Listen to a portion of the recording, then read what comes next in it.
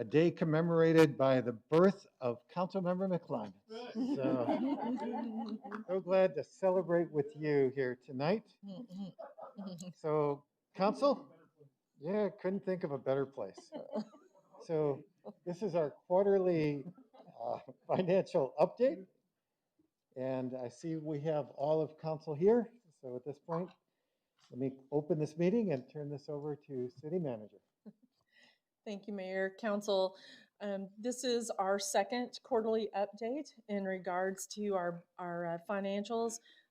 As everyone will recall, at the time the budgets were being put together, was the time of pandemic and unsurety in terms of what our revenues would look like. And council certainly did the prudent thing and reduced the budget by many millions at this point, almost 30 million between last year and this year.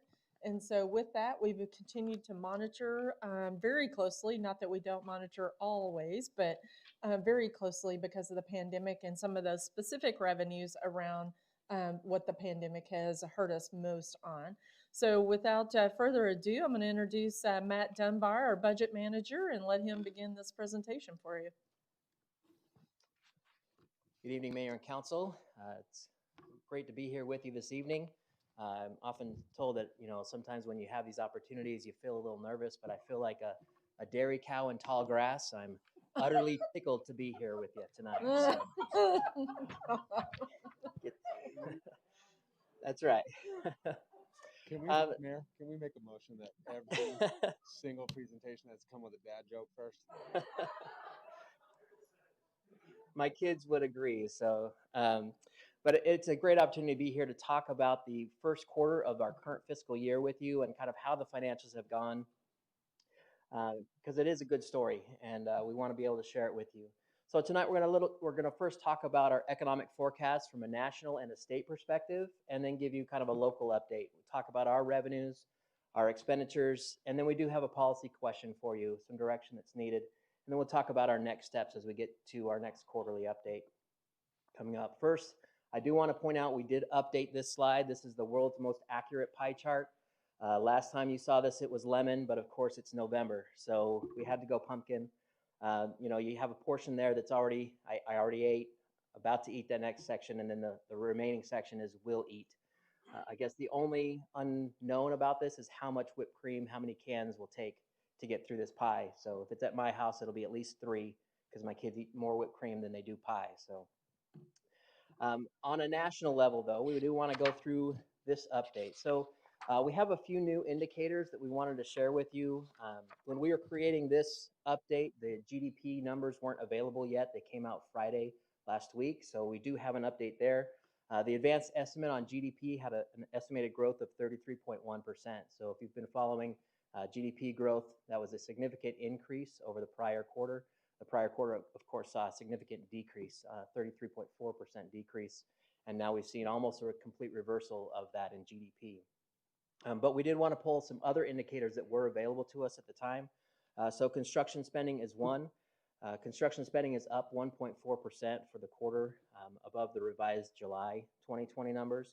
Now, of course, construction spending, it represents about 20% of total GDP. So it's really one of those leading indicators, because as construction goes, typically the markets or economy will go. When you start to see construction falling, you'll start to see the economy falling as well. And construction is usually a leading indicator as far as coming out of any kind of recession. So to see continued construction growth is a positive from a national level. The other indicator that we have is business formation statistics. The business formation from Q2 calendar year to Q3 was an increase of 77.4%. So typically we hover right around for the nation about 870,000 businesses that are added on a quarterly basis. This last one was 1.5 million, so a significant increase in that, 77%. So we do see that there is, from a business perspective, businesses do see that there is a viable economy to enter into the market as a business at this time. In fact, some of the growth is in particular due to businesses waiting in reserve to see how the economy would go. And now that they've got additional information and additional numbers, they've seen that those asks for new business formations increase. The other one that we have there is advanced monthly sales for retail and food sales. These two industries, retail has been going very well. We'll see a slide on that. Food service has been kind of the opposite. So they're looking at this as an indicator as to how, in general, those two kind of correlate. Again, we're seeing a positive number, 1.9% up from the prior month. So month over month since March, we've seen increases. March was the first decrease in many years in the retail, sale, and food service industries. So we continue to see those numbers increasing. And then for our manufacturing and trade inventories, inventories are what we want to try to keep a low but slow. So that number needs to be fairly low, but you want it to see it in a positive number. And that means that the inventories aren't stagnating. Goods are being sold and distributed via either manufacturing or wholesale distribution. So that's a good number to see. A 0.3% growth is kind of right in that good zone of where we want to see that growth happen. Again, the GDP numbers did come out, so we do see a strong indication from GDP as to the growth in the national economy over the last quarter as well. These two charts, you'll remember from last time we did an update, we saw these as well. We were beginning to see on the top there, the retail sales, we're beginning to see that V action come back. Over the last 3 months, we've continued to see growth on the retail sector. The retail sector has been doing extremely well as far as rebounding. When economists talk about some of these, about rebounding, typically they talk about U-shape or V-shape, or now there's a K-shape. Retail sales is seeing a clear V-shape in their growth. So there's a steep drop-off due to the coronavirus that happened in about March, April timeframe, and then a steep rebounding of retail sales. In fact, retail sales are stronger now than they were prior to the epidemic. But with that, there are certain industries as well that aren't faring as well. So when we talk about a K recovery, that includes certain industries going up and certain industries going down, which creates that K look. So when you look at industries like amusements and hotel, motel, and restaurant and bar, those industries are still struggling from the pandemic, but retail sales are remaining strong. At the bottom here, we talk about the market PMI. That's the Purchasing Manager Index. That index really is a survey of supply managers, and it gives us a good indication about kind of where we're at as far as an economy. Are we expanding or contracting?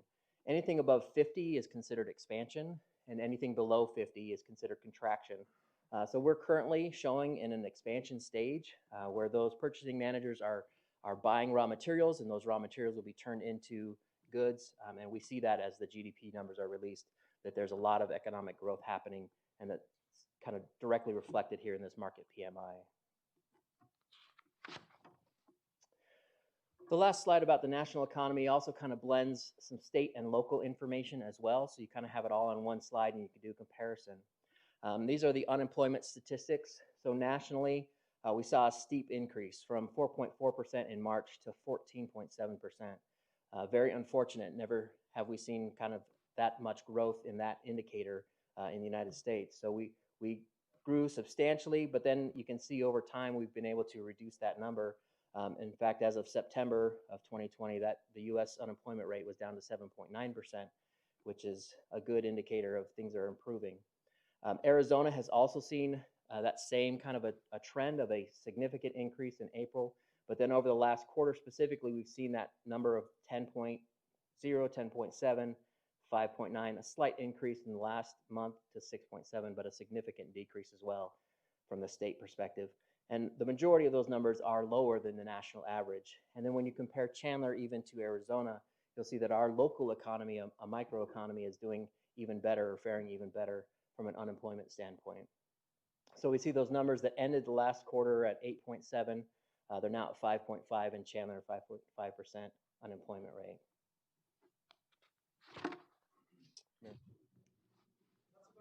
I just want to make a comment that, you know, this is where I want to commend staff and also council for everything we've done to sort of keep the wheels moving as it relates to our economy. When you see numbers like that, that is not just something that you just flip by on a slide. That is a really, really big deal, and it's an indication of a healthy economy and a healthy business community, making sure we put our community first as it relates to our recovery. And I just want to comment about that. It's remarkable. Thank you. Okay, so next we're going to get into our state economy and focus a little bit on that. One of the key slides that we showed last time that we want to kind of focus on again for this one. We've already seen some of the unemployment numbers and how they've improved throughout the state. But the University of Arizona provides this on a monthly or a quarterly basis, and this is their third quarter update of their base forecast. And this has several different numbers that are good indicators as to where those economists feel that the local economy in Arizona is going to go. All of these numbers since last time have gone positive, have increased in a positive way. So you'll notice, so personal income was estimated to decrease in the calendar year 2020 that you see there. That's the second tab over. It's now anticipated to increase 3.9%. Retail sales were also in a decline, or estimated last quarter to be declining, and are now projected to be increasing, and we're seeing that in the actual numbers. And then the out numbers in calendar year 21, 22, and 23, all of those numbers are improving as well. So great news from an economist standpoint. Those professionals that deal with this on a daily basis, their projections are getting rosier as well as things look to be improving. Our population estimates have increased as well.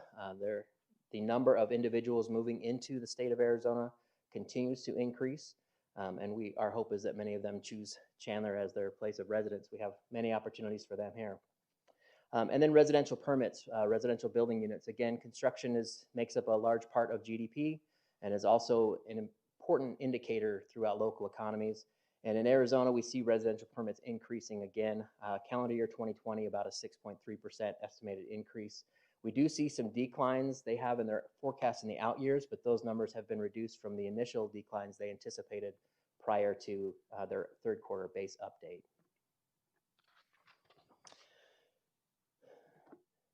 Now, before we get into Chandler, I do want to share a few of just the headlines from a national and a state perspective that have kind of been out there, just to get a flavor of where things are.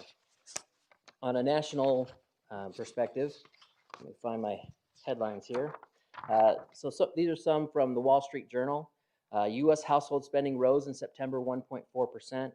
Economy surges but hasn't recouped all pandemic losses. GDP rose in quarter three. U.S. jobless claims fell to 7-month low of 751,000 last week. Durable goods orders rise for 5th consecutive month. U.S. home price growth accelerated in August. And from a local perspective, Arizona, the Valley housing market strong despite pandemic. Biotech industry bringing hundreds of jobs to Phoenix. Chandler factory gets $100 million upgrades for 5G production. That's the NXP expansion.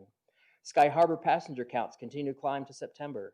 Arizona needs thousands of construction workers in October. So we see that things continue to progress. One of the best headlines that I saw was from USA Today, and it said that the McRib was coming back to locations nationwide December 2nd. So good things are coming. Great headlines out there.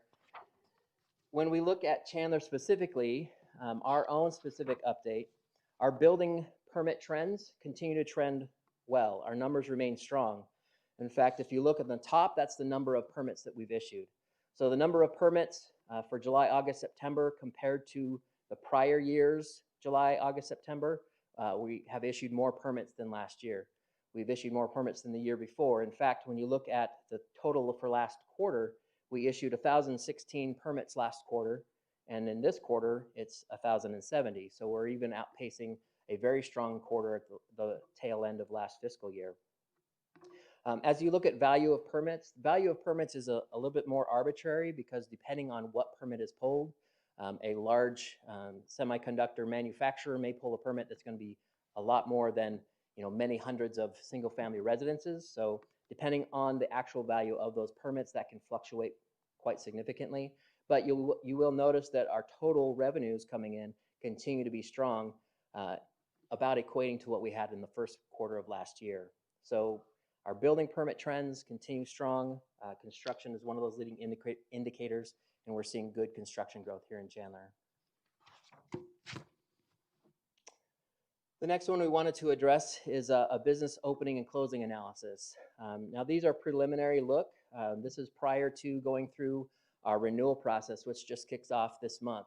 So we're in the process of renewing all the business registrations throughout the city, and we'll get a very good indication of kind of what the net impact will be. But we did gather some preliminary numbers just to take a look. So from March to September, we've had 83 businesses close. Of those businesses, some of them have closed due to financial failures or due to COVID. Some of them have closed because they sold to another owner of their existing business, changed ownership. So there's a mix in that number of 83 of those that are truly closed and those that are just opening up under new ownership. The number of registered from March to September, 329 businesses have registered. And that's, again, going to be a blend of brand new businesses that came to Chandler and also businesses that weren't registered previously but are now registered. Some of them, as they took advantage of some of the protective equipment that the city has offered, registration is one of those requirements. And so they have taken that opportunity to be registered. So some of that number reflects that. But net new registered businesses in the city over this time period from March to September, 246 net new businesses. But we also continue to see expansion of our current existing businesses in the area. For example, Root Insurance, NXP, Clarivate Analytics, and CVS Health have all recently announced expansion in the Chandler market. So good things going there. Mayor. Matt, thank you. For this, I'm sure any quarter, any year, we've got closures and openings. How does this trend compare? Do we have any other data to say specifically because of COVID, we saw a greater change? Mayor, unfortunately, right now we don't have exact data to be able to identify which of those businesses are more COVID related. The trend data that we see is kind of fluctuating because the business registration has only been around for about 3 years now. So we see continued uptick in registrants. So there's not a great indicator. I think the renewal process that we go through will be a good indicator for us, will get us additional data. It'll be super helpful as we start analyzing the data more as we go or continue on. And are some of these closures home businesses, someone that was, whether it was like a catering out of their home or lessons out of their home, but they were businesses of Chandler? Was it all across the board? Yeah, Mayor, that is correct. There's all across the board. We have everything from, pharmacies that have closed to small businesses that are run out of their home to larger businesses that just sold to another owner. So a new LLC is taking over the existing business. Okay, thank you. Mayor, Council member. I got a general question in regards to the mall and the holidays as well as Intel. So let me start with the mall. I know that there has been some discussion about making more, and if you can't answer this, Matt, maybe staff could either, Micah or city manager could answer this, obviously, but I want to know what the status of their plans are to refresh the mall and look into that. That is a revenue driver. It's been a huge revenue driver. And again, I want to take a stab at what do you think the holiday would look coming this year? Because I believe that's what, 40% of our revenue? 60, I can't remember exactly what that number. I know it's a large proportion of it. Through the Mayor, Councilmember Orlando, we'll get to a slide where you'll see that sharp increase. You're correct in the Christmas numbers. December sales are significant in Chandler. As far as kind of what the plans are for the mall, I'd have to defer to the city manager on that one.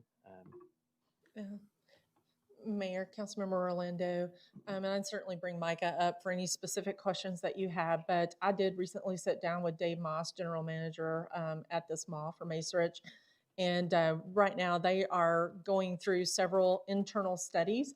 They are definitely have investors that are interested in repositioning the mall. And so they are working on those studies. And what he alluded to me, it would be after the first of the year. And then they may be talking to the city about what some of those plans might be. And so Micah might have any additional information that you desire on this issue. No, and I thank you, city manager. I know you did meet. That's why I want to make sure because we've gotten calls from residents, let's be honest. There's concerns about the mall being vacant stores and even as smart as trees and shrubbery and things like that need to be refreshed. And I think it's fair to, at this stage, because we're talking about Chandler's future here, what do we, are we working with them? What do we, is there more we could be doing or have to wait for these reports?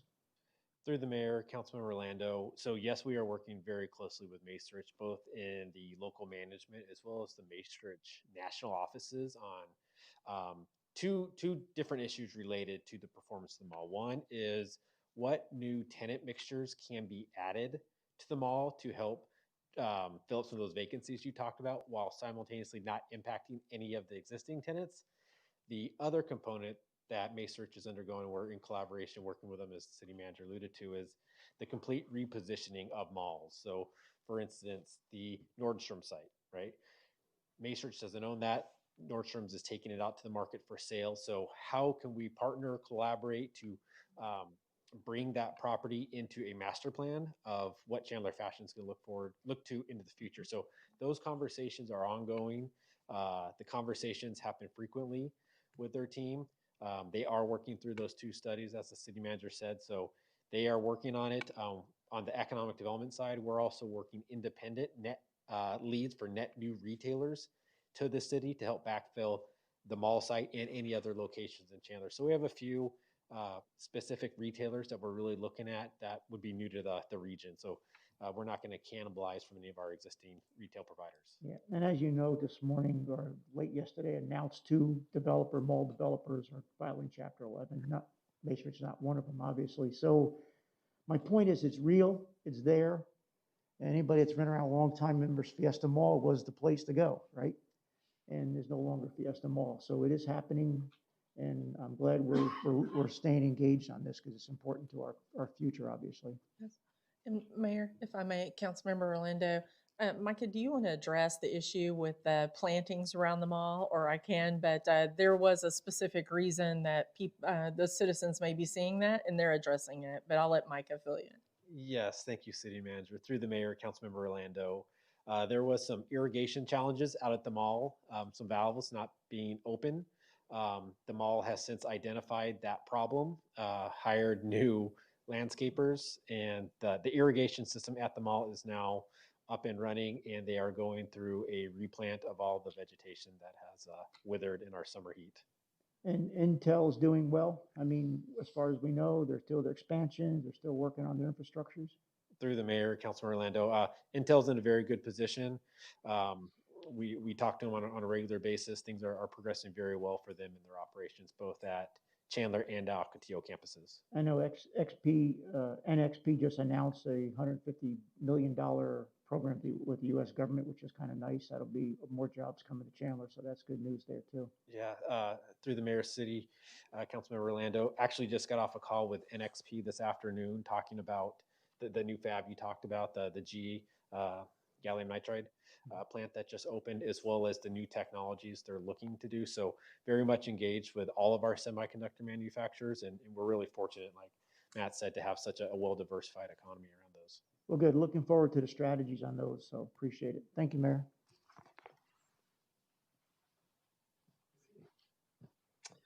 All right, so, as we stated before, the renewal process will really help us kind of distinguish between brand new businesses and those that are just newly registered, and provide a better picture as we go forward. So we'll be bringing additional details for you that on next time. But we do want to mention again, kudos to our economic development team. They do a fantastic job of ensuring that mix, which really kind of puts us in an enviable position and for many locations throughout the United States and including Arizona, as far as kind of the business mix that we have. When we look at past due residential utility trend, so we looked at this last time and we saw increases coming out of April, May, and June. We continue to see those increases, but they're substantial going into July, August, September. The balances on those accounts obviously increasing as well exponentially. We did begin a soft notice to our water utility customers that are currently behind on their payments. That began on October 19th, but we still don't have disconnections or late fees.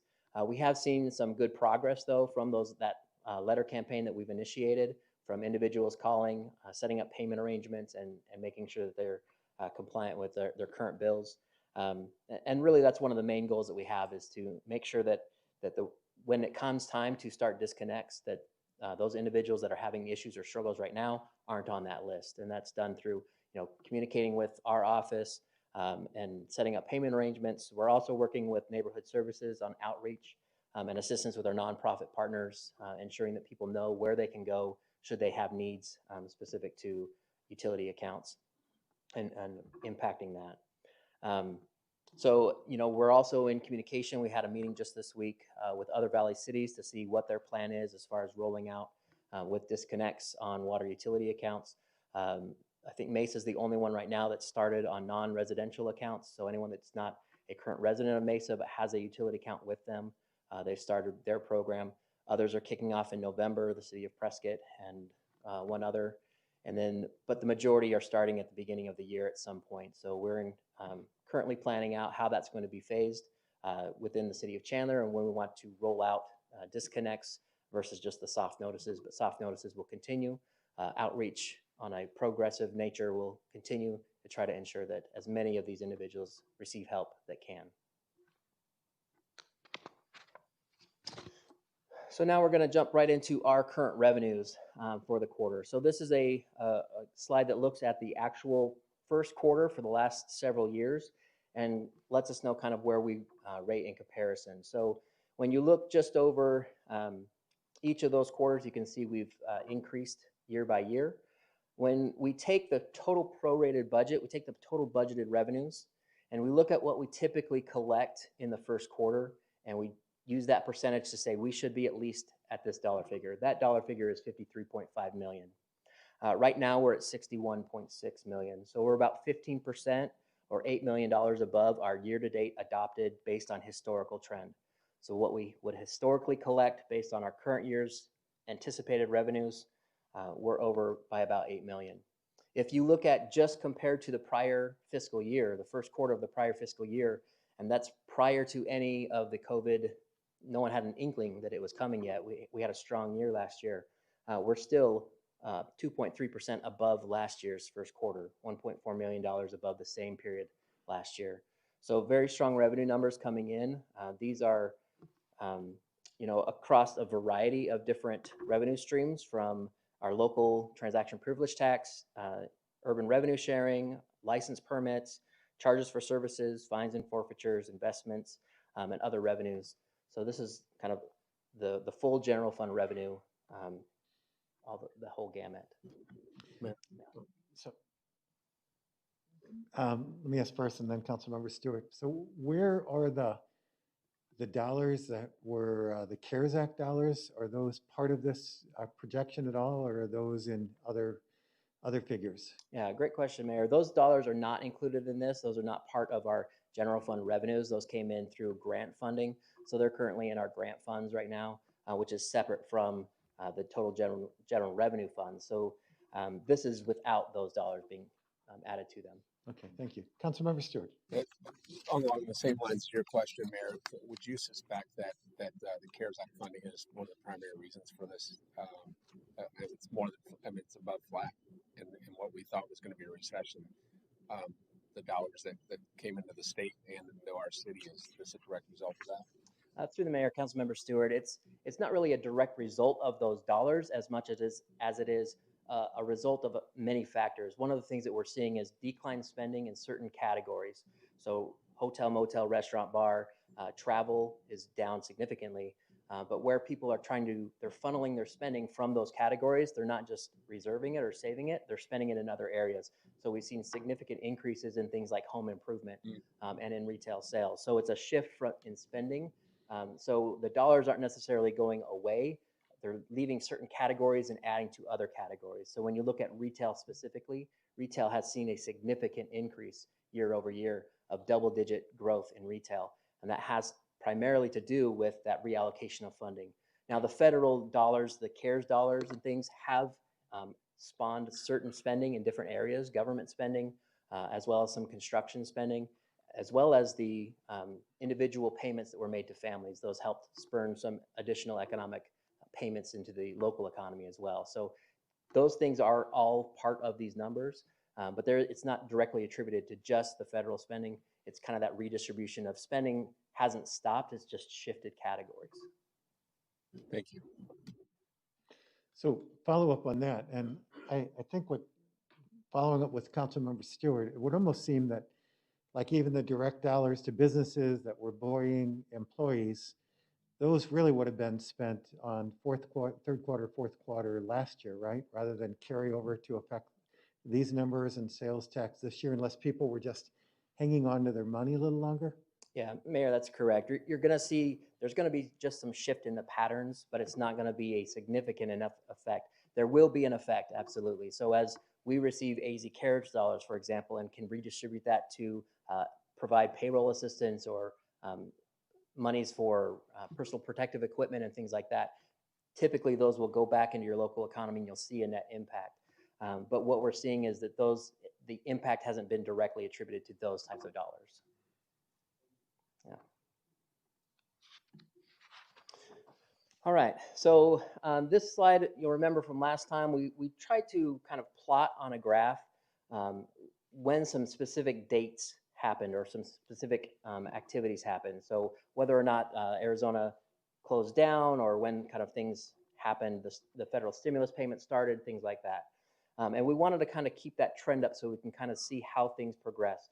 Now, our hope, obviously, is that we don't have any more lines to plot on this graph, the vertical lines. We don't want any events to happen where we now need to track since that closure or that reduction in opportunities has happened. So, you know, our goal is to continue to trend that out and just verify how things are coming in.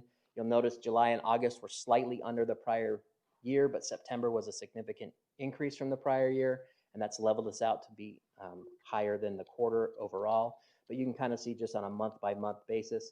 And then going back to Councilmember Orlando's earlier comment, you'll see that significant spike there at the end of the year, and that's our holiday sales that happen in December, and those reports come in January. So that's one that we'll definitely be watching, and when we come back with our next update, we'll have those numbers for you to show kind of how those holiday sales went throughout this year. So expenditures is the next topic that we wanted to cover. This shows where we are from a quarter-to-quarter comparison over the last few years. You'll notice there's a white line across all of the maroon colored bars, and everything above that is the additional public safety pension payment that we made to PSPRS. Everything below that is our kind of standard typical expenditures. So right now we're coming in at 64.2 million as far as our expenditures, which is significantly under last year's expenditure level. So, you know, with the current expenditure measures in place still, we're seeing significant savings from an operations standpoint. We're typically at about, 33.8 is normal. We're at 25.5% of spend. So we did want to project out, though, what that would look like were we to make that public safety pension payment, and what would that look like next quarter. So this next slide does that. It looks at quarter two, what we would project quarter two to look like if we were to be able to make that $15 million payment that we appropriated in this year's budget for public safety pension. So that takes it up closer to last year's spending, but you'll still see that even with that expenditure going in, we will still be under, when you reduce out the public safety portion of those graphs, we'll still be under where we were last year, and trending very well as far as the expenditures standpoint. And that brings us to the policy question that we had. In this fiscal year, we budgeted $15 million payment, and then we decided through Mayor and Council's direction that we would hold that as we evaluated the revenues coming into the city. We now have 2 quarters of actual numbers from COVID-related impacts. We have an estimate of the next quarter, what expenditures will look like going into the second quarter of this current fiscal year. And with that information, Mayor and Council, we'd like to get direction from you on to whether or not to move forward with this $15 million payment. The sooner we make the payment, the sooner that payment has opportunity to grow, and interest on that accumulates in our favor instead of in a negative way. So right now, our current outstanding liability, there is an interest component to that increases our liability. And by making that payment, that interest that we then earn on that revenue that's received by the pension fund is earned and benefits us. And really by front loading those payments, we capitalize on the compounding interest and achieve 2 main goals. The first one is flexibility in our out years. when the mandatory payments would otherwise be more onerous on us. So we add flexibility in our out years. And then number two, by using interest in our favor, we're adding it instead of as an increase to us instead of as a cost. With that, Mayor, we'll turn it over to you for a discussion as far as direction for staff on this. Thank you, Matt. Thank you for this presentation. It certainly is heartwarming to hear that relatively we're in very good shape and able to continue to not just do the business of government, but continue to plan and have options of what we do with those plans. So thank you. Council, what are your thoughts on the question before us? Councilmember Orlando. I just have a couple questions, Matt, on the pension plan again. So the 146.4 was because of the recalculation they did last year, correct? Through the Mayor, Councilmember Orlando, which one are you referring to? Sorry. The previous chart, 2019 to 2020. Okay, So yeah. that spike was because of the recalculation from last year. They had the new tool, they had new actuary tables, et cetera. So that was a spike, right? Gotcha. Through the Mayor, Councilmember Orlando, that's actually the actual spend that we had through Q2. Got So it. that's everything we spent, including that $25 million payment that we made to PSPRS. That's included in that $146 million. It was Okay. 25.7 million, the excess over and above our required payment. Excellent. So last year they gave you a tool to be able to plug numbers in. Are we pretty close to what the state is telling us we owe? Or I mean, what's the fidelity of that tool? Yeah, through the Mayor, Councilmember Orlando, that's a great question. The tool has been very beneficial to us as we last year through the budget process tried to evaluate where we were in the plan. We used that tool because we could add in some of the anticipated impacts that the board would make, some changes that they were planning on making. What wasn't taken into account at that time were the actual results of what they've done. So they have now voted to make some specific changes to the public safety pension, which will affect our liability. We don't have our new actuarial report yet. That will come at the beginning of December. We'll have that information, but it will impact our total liability because some of what we put in as our anticipation, we anticipated these changes. They didn't make some of the changes. They only made a portion of them. And so it will reduce the total outstanding, although we have to we're having a meeting with them about, what's the plan to kind of ratchet that back to what their anticipated changes were going to be in the prior year. So there's more to come on that as we get our actual actuarial report from them, and then B, as we have those further discussions as what their planning is to make those changes going forward. They didn't want to do everything all at once, but we need to know when they kind of slate to make additional changes through time so we know how to plan for that additional liability that may be out there. So this $15 million, is that on top of the 132? In other words, if we put the 15 additional dollars, that'll drive it to 132? Correct. Through the Okay. Mayor, Councilmember Orlando, that would be our total anticipated spend in through Q2 would be 132.2, including the 15 million. Got it. So if we didn't do the $15 million, we'd be looking at 117. Yeah. Which would be a little bit, okay. Got it. 147. I got it. Okay. Thank you, Mayor. Thanks. Mayor. City Manager. Thank you. Mayor, Councilmember Orlando, I want to make sure we're answering the question you're asking because I got a little bit lost there. Are you asking what the balance of the PSPRS would be? Because what's in front of you is not that. So I just want to make sure Okay. we're answering your question correctly. All right. So that's what I thought this was the balance. So no. No, the chart in front of you is not. Matt, you want to explain that a little bit better? Sorry, I just want to make sure we got the okay. right question in. Mayor, That's all right. Councilmember Orlando, that's the actual total spending for the city in general fund I gotcha. obligations. So Okay. we will, including our PSPRS payment and all spending for operations, Got we'll it. spend 132 million. Okay. So what chart do you have showing that I know you bring that out every couple of months. Do you have a chart that shows the actual? I do have descending? a chart here at the back that I can skip to. This is one that we showed you late last year, March timeframe. And this kind of shows what the difference would be in the total obligation if we were to make the payments versus not make the payments. That's what I'm driving at. Yeah, so as you look fiscal year 21 here, if we weren't to make that $15 million payment, our anticipated balance at that time, using all the data that we had from the Public Safety Pension Board, we anticipated If we made the payment, we'd have a balance of 167 million. Without that, it'd be about 194 million.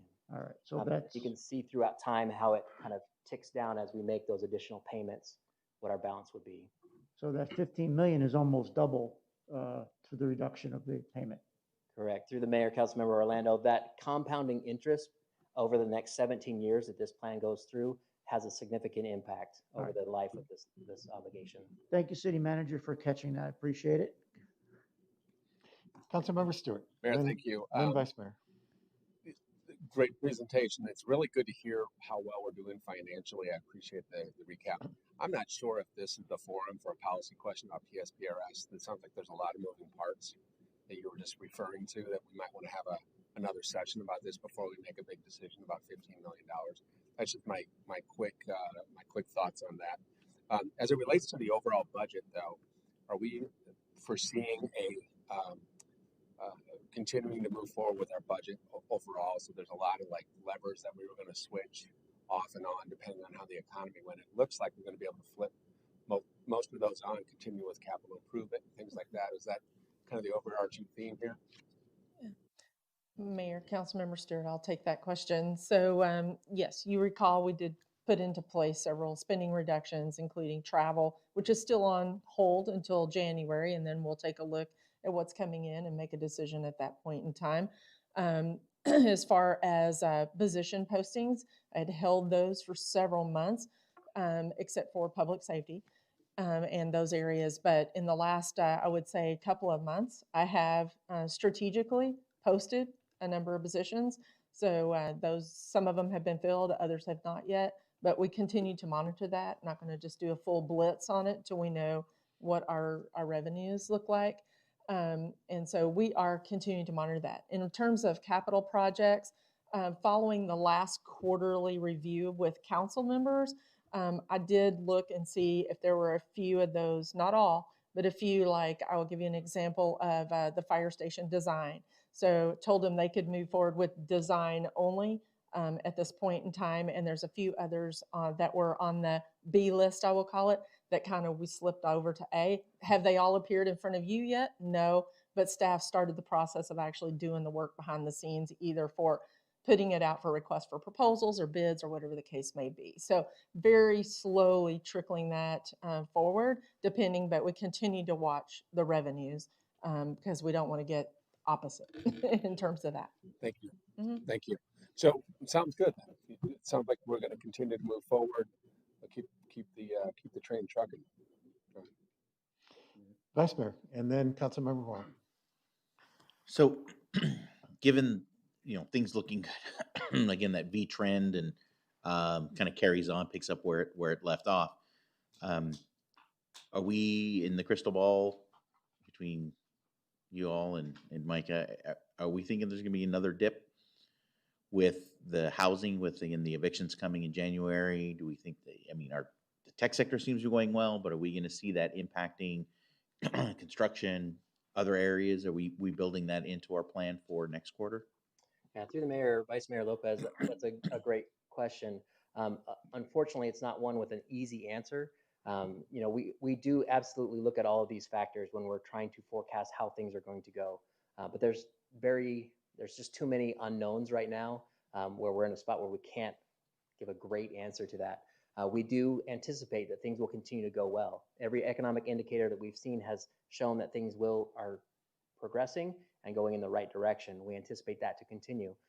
However, COVID cases have been increasing. We have an election tomorrow that could go one way or another. We don't know exactly what the future is going to bring with some very important aspects of our environment. While every indicator points to things are going to continue as they're going, progress, business owners are jumping in the market, manufacturers are buying raw materials. All of their looking forward also is projecting that things will continue to move forward and be going well. So that's kind of the point that we're at right now, is we rely on them to the best of our ability as we're trying to make our projections. And right now our projections are we'll continue to see strong revenue growth over the next quarter, and strong, and with the current measures in place, see expenditures continue to be reduced, which will put us in a great position to flip those switches, as Councilmember Stewart acknowledged. Okay, thank you. Councilmember Wong. So I would like to ask, how did you come up with the $15 million payment for the PSPRS? How you come up with this number, and is there more room to increase this amount? Great question through the mayor, Councilmember Wong. I'm going to turn that over to Don Lang. That was prior to me coming in. The 15 million was kind of established, so it was inherited by me. So I'll let Don kind of speak to that. Hello, Mayor. Councilmember Wong. Is my speaker working? Yes, pretty good. Yes. So every year we update based on our new actuarial information, our PSPRS pay down plan. Through this past budget process was the year we had access to the new tool that was put out by PSPRS, and it helped us better quantify what the impacts of board decisions would be.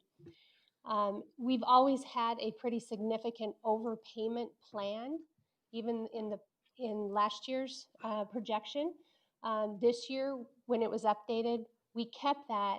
I believe it went from like 12 to 15, and that was discussed in our second budget workshop with mayor and council.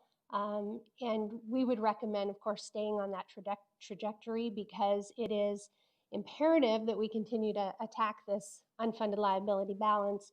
And certainly the more you can pay up front, the less our costs are as we move through the years. Like Matt said, we're going to get our new actuarial report in December. We'll compare with what the board actions were to what we had projected. And of course, have those conversations again with mayor and council at our budget workshops, and then look at what the potential payment might be, overpayment might be, as we move into the planning stage for 21, 22. It would be at that point. But that $15 million payment was established through our projections and discussions with mayor and council at our second budget workshop. Yeah, I do support the overpayment philosophy.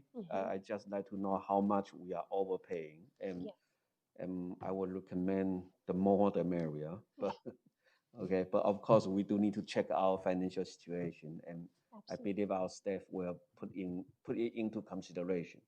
Thank you. Okay, thank you. Councilmember Rowe. Thank you, Mayor. I support making the contribution. I think at some point, it hasn't really been going down. It seems like it continues to go up, but at some point we will turn a corner. I've been assured. And I would say at some point, some of the newer hires will start to have an impact on that too. Is that part of that chart?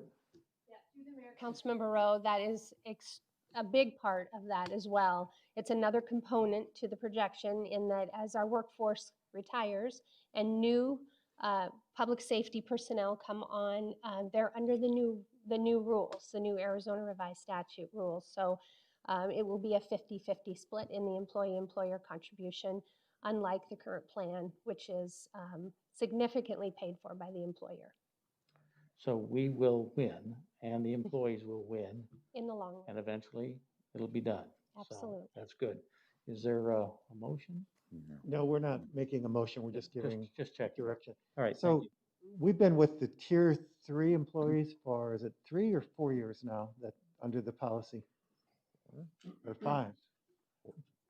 Was it 16 or 17 that tier 3 came into effect? Mayor, I cannot recall how long it's been. I'm thinking we're going on 4 years now, but I know Raylan just walked in, and I don't want to catch her off guard here, but tier 3, Raylan. Do you remember what year by chance? She's looking it up. And part of this is it's a 50-50, but also they work longer, right? A 25 years to get the entire pension, as opposed to 20 and then whatever. So we'll keep them longer. It'll be a more equitable split. And I mean, there's lots of changes that will impact that hopefully should bring this down in our favor, if I'm not mistaken. Thank you, Mayor. Yeah, okay. Councilmember Orlando. Thanks, Mayor. I I too share Councilmember Rowe's concern about the moving goalposts. You know, we've were concerned about that in the past, but it sounds like with the tool and some of the things they implemented, and you know that they may be implementing, we have a better fidelity on what's going to happen. So I feel more comfortable with that. And with that, I guess the other question is, if we don't do this now, I think you pointed out earlier, is a $35 million, I can't remember the exact number you had up there earlier, you can show it up if you want, but if we just put this money in the bank, what are we looking at, 1.9% rate of return? And what's been the average we've been getting over the years, right? What are we looking at? Roughly, but less than 2%. I mean, if we just put this in our stocks, our bonds, our one-time dollars. Through the mayor, Councilmember Orlando, our personal, for the city of Chandler, because we're limited on how far out we can Right. invest, we've been earning on average less than 2%. Right, so if we take this money now, we could put it in our bond or accounts and get 1.9% or some ridiculously low rate, or we could turn around and put this into a rate where we're going to get almost double the investment we made on it. And that's what I saw earlier in that chart. So I'm okay with doing it in January. Yeah, Council, I'm good with this too, but let's work our way down here. Vice Mayor. Yeah, just to provide my input, because of not knowing the outcome of tomorrow, and you said stability, not know if we're going to get a second dip. We've got a lot of good industry though here that are stability, so I do have reservations in making this investment. However, I think my reservations are offset by the fiduciary responsibility that we've had, the contingencies we have built in, and then continue to look in future expenses. That puts me a little more at ease. I still have reservations. I'm not one for wanting to gamble with taxpayer money, but to the previous points, I mean, this is a debt we got to pay either way, and it is better to pay it off sooner. I just don't want to back us into a corner. So that's my one reservation, but I'm good with the contribution. Councilmember McClymons. Thank you, Mayor.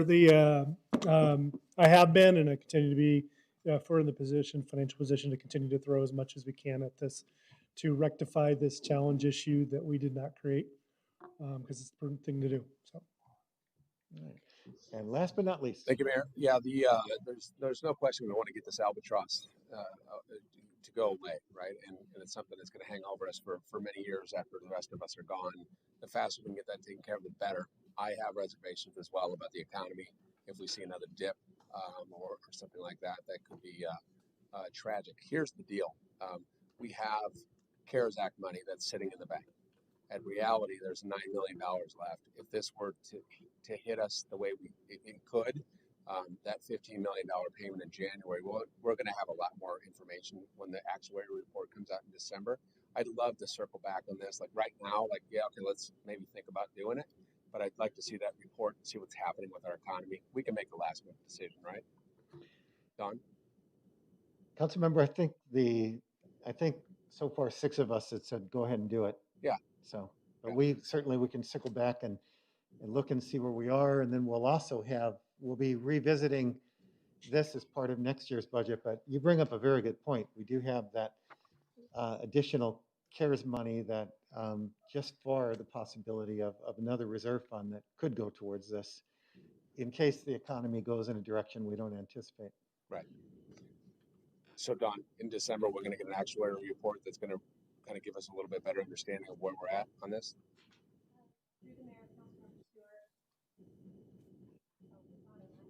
That is correct, but as the mayor stated, that would be us updating and having discussions about what to pay in the upcoming year. But you will see exactly where we are in our unfunded liability and our projections compared to what actually was decided by the board.